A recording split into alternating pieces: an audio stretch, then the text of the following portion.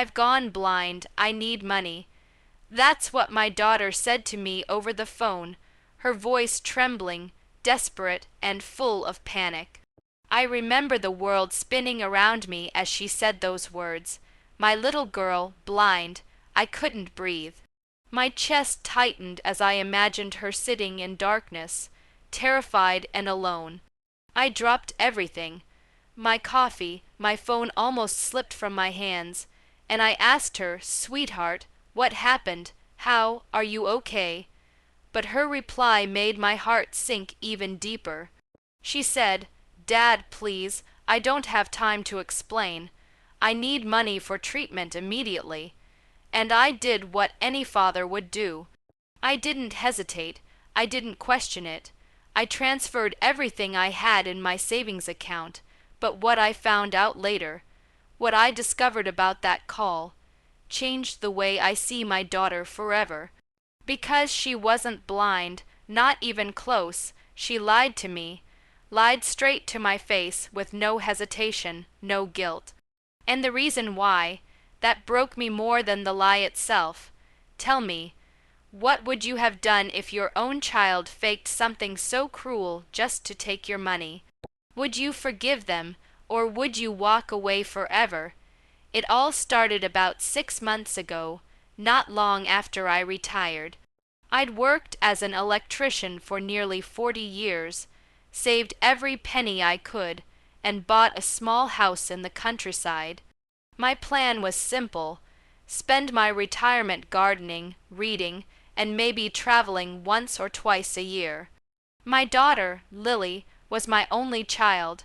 She was in her late 20s, married for a few years, and living in the city with her husband, Ryan. We weren't as close as we used to be, mostly because she'd grown distant over the years. Every time I tried to visit, she said she was busy. Whenever I called, she was always in a meeting or out with friends. I chalked it up to her having her own life now. That's what parents are supposed to do, right? Let their kids live their lives. But still, deep down, I missed her. I missed the little girl who used to run to me after school, jump into my arms, and tell me every single detail about her day. So when I got that call, hearing her cry, hearing the panic in her voice, it cut right through me. I didn't think for a second she'd lie. Who would lie about something like that? She said she'd been having eye problems for a few weeks, but it suddenly got worse. She woke up that morning unable to see properly and rushed to a clinic. She said the doctors told her she might lose her sight permanently if she didn't start treatment right away, but she didn't have enough money to cover the cost. I asked her how much she needed, and she said about $15,000. That was almost my entire savings, but I didn't hesitate. I told her I'd transfer it immediately. She kept saying, "Dad, you're saving my life. I'll pay you back as soon as I can." For the next few days, I barely slept. I called her constantly, asking how she was, and every time she told me she was at the hospital, undergoing treatments, that her vision was still blurry, but improving.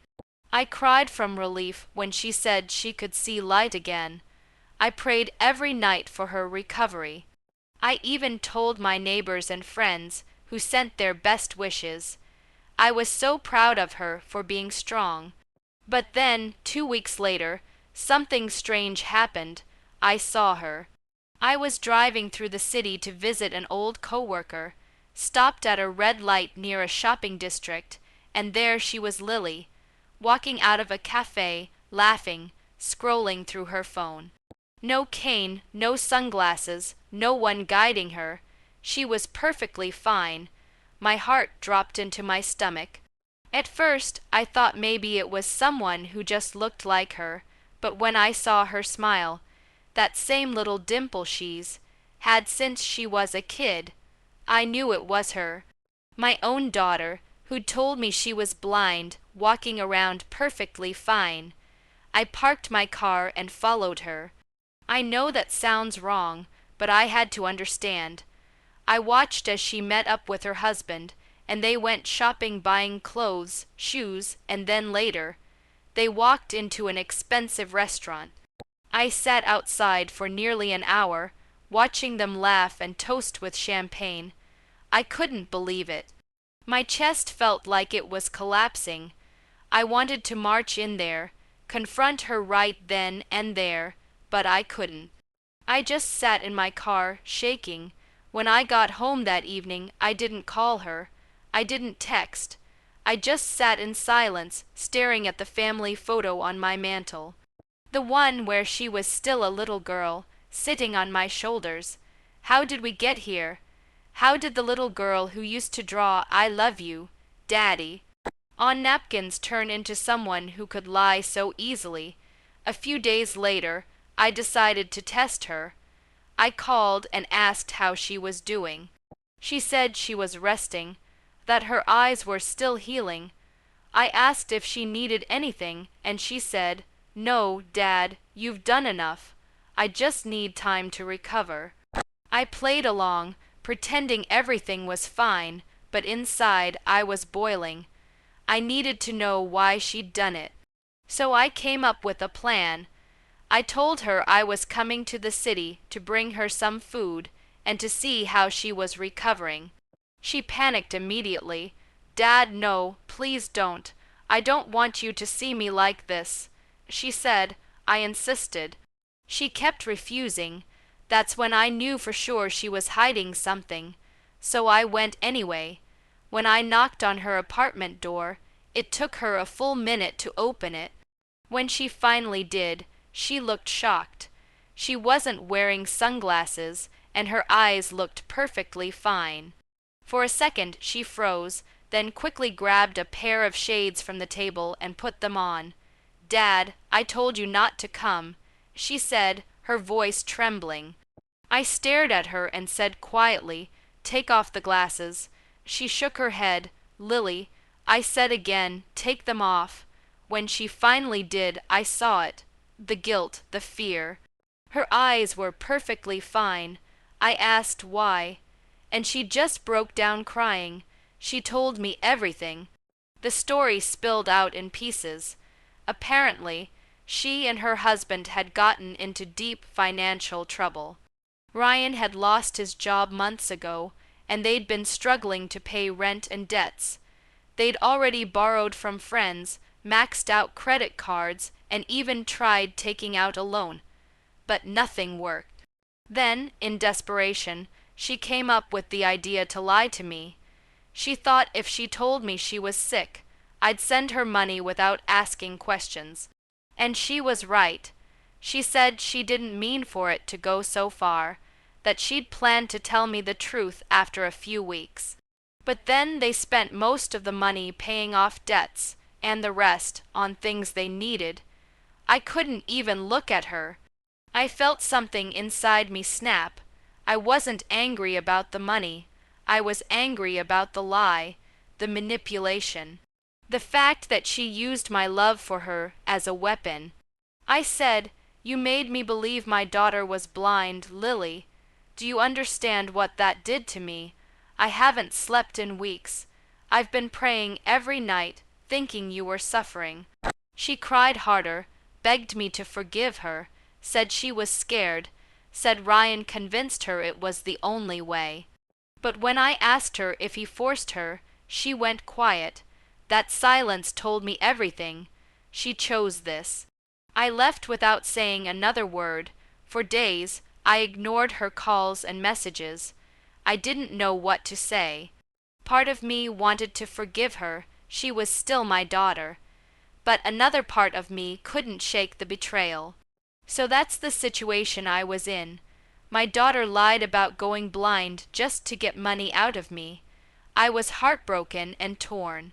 Before I tell you what I did next, I want you to stop and think. What would you have done in my place? Would you forgive her? Would you cut her off completely? Or would you find a way to make her understand the pain she caused? Let me know what you'd have done, because what I chose to do next might shock you. After about a week of silence, she came to my house unexpectedly. She looked terrible, eyes red from crying, hands trembling. She said she'd come to return what was left of the money. It wasn't much, maybe $3,000. She said Ryan had left her after a huge fight about everything. Apparently, once I confronted her, he blamed her entirely, packed up, and left the apartment. She said she was sorry, that she didn't know what to do, that she'd lost everything, her husband, her dignity, and my trust. I sat her down and listened. She told me how ashamed she was, how she couldn't sleep knowing what she'd done. She said she wanted to make things right, even if it took years, and I'll admit, hearing her say those words, it softened something inside me.